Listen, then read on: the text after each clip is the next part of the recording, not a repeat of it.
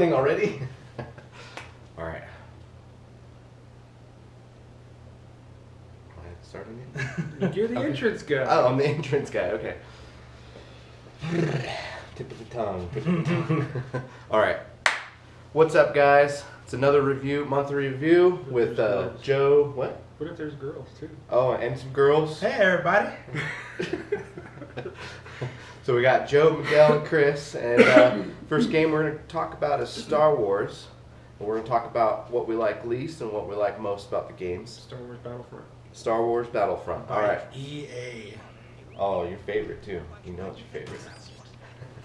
All right. So, what you guys like least about Star Wars? We're going to start with that. What was something they didn't like about Star Wars? I felt like it was a giant step back from Battlefront 2, which was made by LucasArts way back on PlayStation 2.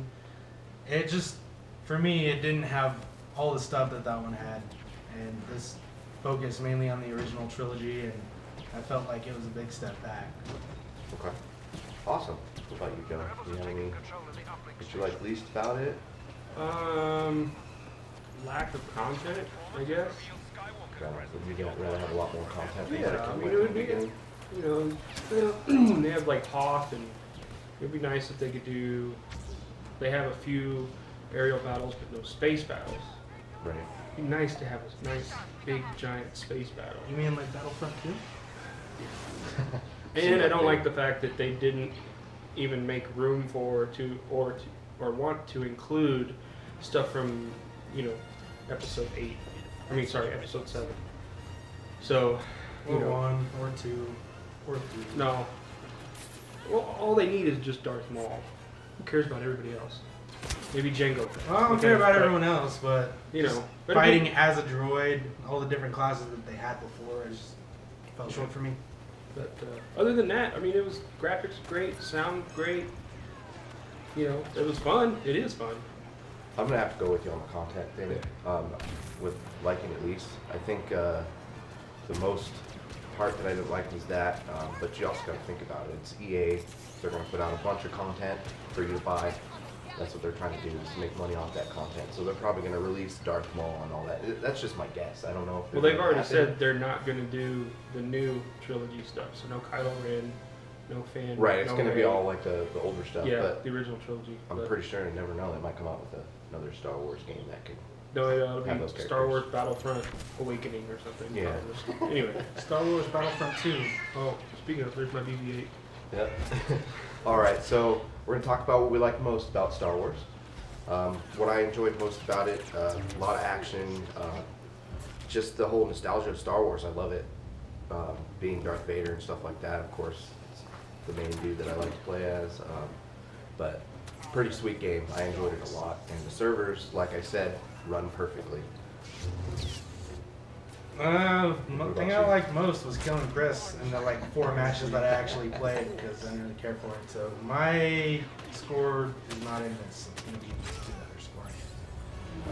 I liked the most was the customization as far as weapons go. So if you're Stormtrooper, you can run around with Han Solo's blaster, or with the big commando rifle. You could customize the faces, and not too detailed, but they give you 5 different faces to choose from, and you can choose them if you want to. The size of the maps was really fun, and just the nostalgic feel of playing on Hoth and playing as Darth Vader, the Emperor. And the hero battles were great too. Yeah, I enjoyed the hero battles. That's my favorite part of the multiplayer, is being a hero. Yeah. Going in there and destroying everything. How'd you guys feel about replay value? I mean, I still turn it on every once in a while, and it's like, hey, I want to play Star Wars. I think what gets me going with replay value is that coin system. You're getting those coins. Yes. And, I got the phone app, so I'll be at work, I can use the phone app, gain coins, and then I get home, gain coins while I'm playing, and then I use those coins to unlock weapons and other unlocks, different cards that you can use. Pretty sweet game. Yep. I enjoyed it a lot. So our score that we gave it was an 8.5 for Star Wars out of 10. Yep, 8.5. All right, so we're going to go on to the next game. The next game is Tomb Raider. Miguel had a chance to play this one, so Rise he's gonna of the review that Tomb one. Raider, so Rise of the Tomb Raider. second installment to the new Tomb Raider series. Okay. So I thought it was a really great game. They built up on a lot of stuff that they had from the previous one. They added in a lot of crafting, which was really awesome. You could be running around, you run out of arrows, you could just craft more. So at the same time, you had to make sure you're picking up supplies, which they came in abundance. So I was constantly, I had too much and I couldn't pick up enough all the time. So it was really great. And then also, their tombs in this game, they made it a lot more worth it because you actually get new abilities when you go through a tomb rather than just going to it like in the previous one. Go complete a tomb and basically you're just getting experience. So they added in a lot of stuff and the graphics look great, sounds great. It's a great story also. As far as didn't like about it, I don't think there's too much that I can complain about. I thought it was a really great game, really built on the first one. So That's cool. That's cool. They had a lot of puzzles and whatnot. yeah, Just like all the other ones. yeah, I had quite a few. It was really cool that when you finish something, you get new abilities. Like you could shoot arrows more rapidly, or you could swim underwater longer. Really cool. That's awesome. Sweet.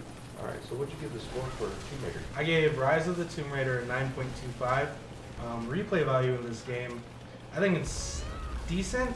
I went back and completed as much as I possibly could, but I don't see myself playing it through again until maybe the next one comes out just to get the story again. All right. Awesome. So we're gonna go on to the next game. It's Rainbow Six Siege. Joe had a chance to play this game, so go ahead, Joe, and let us know what you thought about the game. It takes you back. That's what I'm gonna say. It takes you back to the original Rainbow Six titles, where it's really accurate and realistic, as far as you don't have like a flak jacket or a health bar, or you have a health bar, but it's not too Call of Duty-ish, I should say. So there's no run and gun. It's very SWAT, tactical based. Sweeping rooms, and it's really, really cool.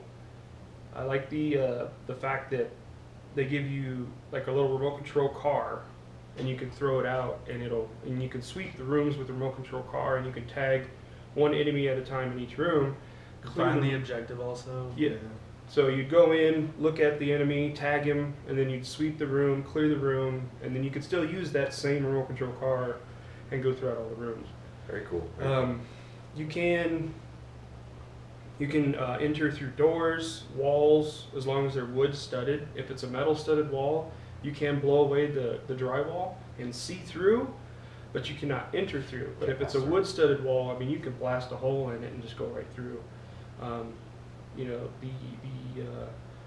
The character selection, you have like the Russians, the French, us, our team, and there's quite a few different teams that go through, and each team has its own specialization character.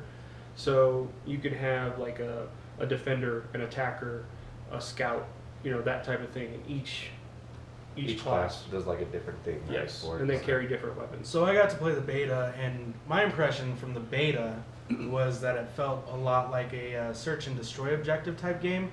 Did the full game feel that way to you? I mean, it's definitely objective based. I did get a chance to play multiplayer, so there were a few matches where you had people that were just running and gunning. But it's really hard in that game because it's like one shot, one kill type It's thing. like most of those people that do the running and gunning are pretty They're much dead. yeah, the first one to die. They're the first ones taken out. Yeah. But yeah, Or it they is kill everyone. You never know. I haven't seen that very yet. rare. But yeah, it's a search and destroy type game, and it's very team based. So you can't go Lone Ranger in that. If you do, then you're gonna end up dead. So there's no respawn. It's once you're done, that's it. You have Cool. to sit there. And the cool thing is when you do die, you can switch cameras and you can help your teammates. So if there's surveillance cameras around in the building, So you can still you can console? tag enemies. Oh, okay. So Until they can shoot the camera out, right? Yeah, until they shoot the camera out. But you can tag other enemies once you die. So it kind of adds a little boost there instead of just watching, the camera go around. Graphics great, sound was great. It's overall it's a good game. Anything Yeah. that you didn't really care for in Rainbow Six Siege? It did get monotonous. The game modes. There's not that many game modes. You have like bomb defusal, hostage pickup. Just eliminate the enemy. It's just kind of. Did they all basically play the same? No, they did play a little different. Hostage was fun. I think it was the best one because you knew where they were. They were barricaded in a room, and you had to enter the room, eliminate the enemy threat, escort the hostage to a safe point. But once you eliminated the enemy, eliminated the enemy, and tried to escort the hostage out of the room, more enemies came. So it wasn't just like, oh, I cleared the house, I'm going to escort the hostage, and it's just a walk in the park. No, there's more enemies that come in. So it was that, I did enjoy that. But just as far as the cons, a lack of game modes. You And- want more like multiplayer game modes, or just more game modes in general? Just more game modes in general. It just seems like it was objective based, the whole game, objective based, and just kind of Very strategic. yeah. Okay. Awesome. My final score for that one, I gave it a solid 8, just based off of this lack of game modes. Okay. Cool. Next on, we're moving to Just Cause 3, which both of you played, right? Yes. Yeah, we both played that game. It's a lot of fun. I mean, all the grappling hook, or the tether is what they call it. And you can tether yourself up, you can tether yourself back down, you can tether two things together. I really enjoyed tethering like two enemies together, and tethering one to like a tower and letting them fling. You got like the wingsuit. It's really fun. I think it takes place in Puerto Rico, I think, or somewhere out in that region. Somewhere in South America. It's like South America, yeah, like in the jungle and whatnot. It's pretty cool. A lot of fun. Basically, what are you, like a rebel? You're a rebel. Yes. And you basically have special powers, and it's not really powers. It's more of like gadgets, so to say. So you have like a tether on your arm. You have a wingsuit. You can parachute. It's basically a big open world. Yeah, it's large open world. It's kind of, to put it simply, it's a cross between Grand Theft Auto, Uncharted, and kind of outrageous like Saints Row. So yeah, it's definitely outrageous like that. It's a lot of fun. Yeah. Basically, you're going around, you're a rebel, and you're supposed to take over certain points. I forgot what they call that. Just like outposts. Yeah, you take out outposts, and then once you take it over, you would just go on to the next one, and then there's also a story-based mission along with that you can follow. But at any time during the game, you could go out and just have fun and mess with the tethering abilities that you have, or fly around the whole map. It's a lot of fun, and then they have like side quests as well. Sounds They like, have sounds like it has a little Far Cry. I was just gonna yeah, say that definitely it's- a little bit of Far Cry Yeah. for sure, definitely. Yeah, it's not linear, so there is no guided path. Like, this is how you're gonna play. And I mean, even when the game is loading in the beginning, when it's installing in your system, You go to Boom Island. they call it Boom Island, and you're just flying around, driving around. I tethered 2 goats together, and it was hilarious. There's a lot of fun things to do. So I mean, definitely a fun game. I enjoyed it a lot, and I'm not a big single player person. I don't play single player a whole lot. If it doesn't have a multiplayer, unfortunately, I'm not gonna like it that much. But this one, I enjoyed it a lot. I think my only con that I had was there is no multiplayer. I think if we had a bunch of friends, we'd just be messing around with the tethering the whole time and just having a blast, doing all kinds of stuff. There's a ton of possibilities in this game that you could do. Yeah. Whatever you can think of, I'm pretty sure you could do in this game as far as tethering 2 cars together, and just tons of fun. But with the cons, just no multiplayer. I wish I could interact with other players. Yeah, I'll have to agree with you on that. The multiplayer was good. I mean, the graphics were good. They weren't The water's awesome. amazing. The water graphics. Holy cow. That seems like that's the Water thing. nowadays. I know, it's big like- thing. That's Makes the I theme wanna now. jump in it. Water and fire. Beautiful. The rest of the game, but water and fire is beautiful. They really work on those details. Yeah. But yeah. awesome game. Check that game out, guys, if you want to play an awesome single player. It's fun. You'll be a lot of laughing. fun. Oh yeah, a whole lot of fun. Yes. Just Cause 3, we gave that a solid 9 for the score, 9 out of 10. So now we're going to jump down to honorable mentions. Real quick, did we do Fallout 4 in the last review? I don't Yes, remember. Yeah, we Okay. did. We Just did making Fallout sure. 4. Yeah, you were asleep. I was asleep. You don't remember that. I'm not an RPG kind of person. The only one I really played was Witcher, and actually I'm playing it again, so wish me luck. Yeah, so jumping on to honorable mentions. I've got an honorable mention, and so does Joe. The one that I'm going to cover is called Chivalry.